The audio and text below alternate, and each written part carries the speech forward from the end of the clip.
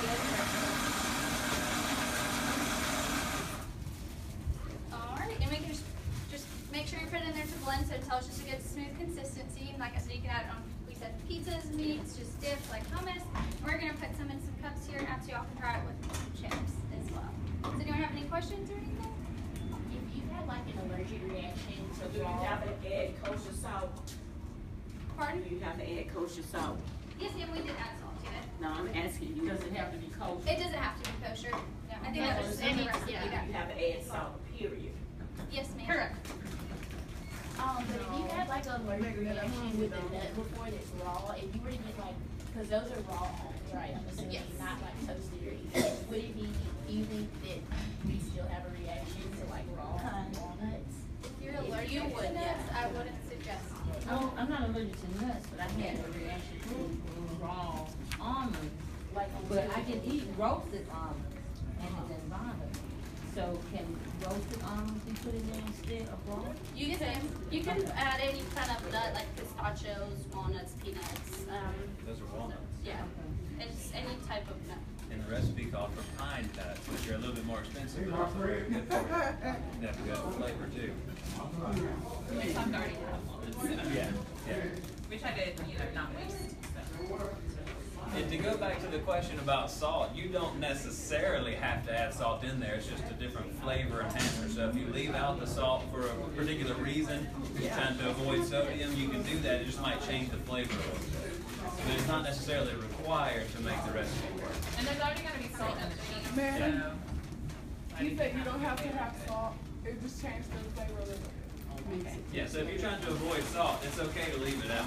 It's just going to be a little bit different taste. And it's very strong, so whenever you're cooking, just add, a tablespoon. Depending on how much you're making, it's super, super strong, so you don't want to add a lot. I had a question. Is basil healthy? Is basil a healthy thing to eat? It is, yes, it's it's a herb that's rich in antioxidants, so it definitely is gonna, if you have, I don't know, Mr. Adam, if you can help me with this. Sure, yeah. So basil, absolutely. One thing that you always want to look to season your food without adding the salt, the sodium, some of those problems.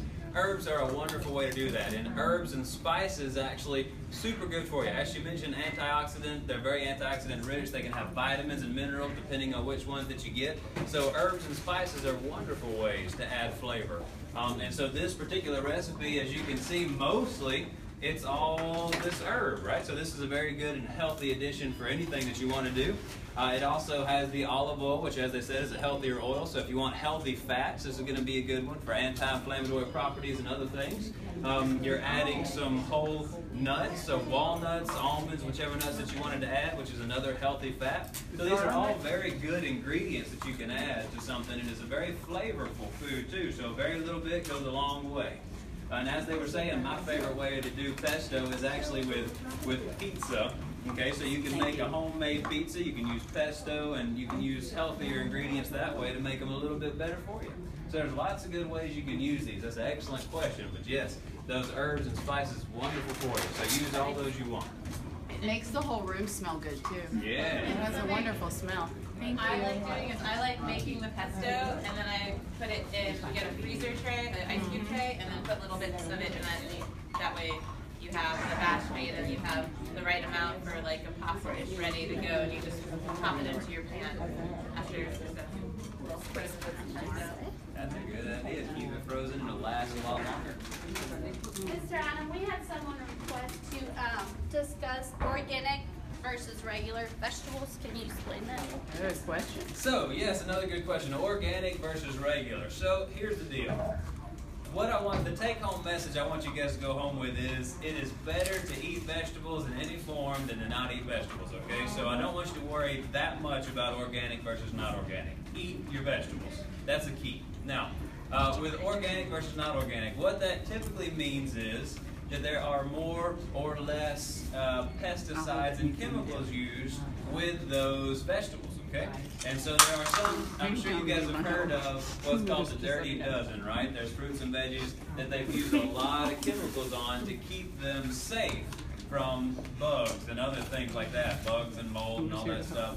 And so that is, some people have a concern about those chemicals.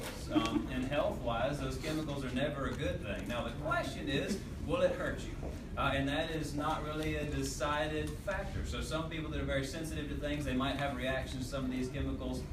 It's always good to eat out of your own garden. That's always the best, right? You grow it at home, you pick it at home, you eat it at home. That is ideal. It doesn't get any better than that nutrition-wise.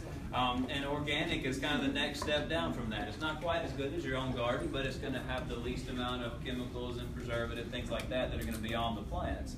But the most important thing is, if it's a cost issue for you, get the vegetables. And that's the primary thing that you want to look for. One easy way to avoid some of those, sometimes the frozen varieties of vegetables can actually be better for you than the fresh ones, especially if it's out of season, because they can pick the frozen ones in season, freeze them instantly, and sell them to you all year long. And so you can get a good price, you know, for a bag of frozen veggies versus always having to try to pick fresh. So that's another thing to consider too. How they come prepared is going to influence the health value as well. Did that answer the question about organic, inorganic, what all those mean? Okay, I see. Yeah, okay. Oh, your most asked question. Yeah, we get the discussion about those Did differences everyone a get lot. to try the pesto? Did I miss It's so anybody? good. Yeah. What y'all think of it? It was good. Like, Good. yeah. So do you have it incorporating your cooking? Baby, you haven't eaten with And like Ms. Deb said, it freezes really well. So if you use just regular ice trays, you can just put it in there and freeze it and keep it in the fridge whenever you cook.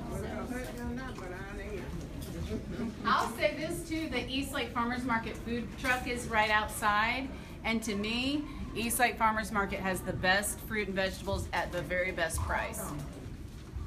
You got it all in there. We do Really, have a little more. If Anybody want to anyone say? wants to second. There we go. Yeah.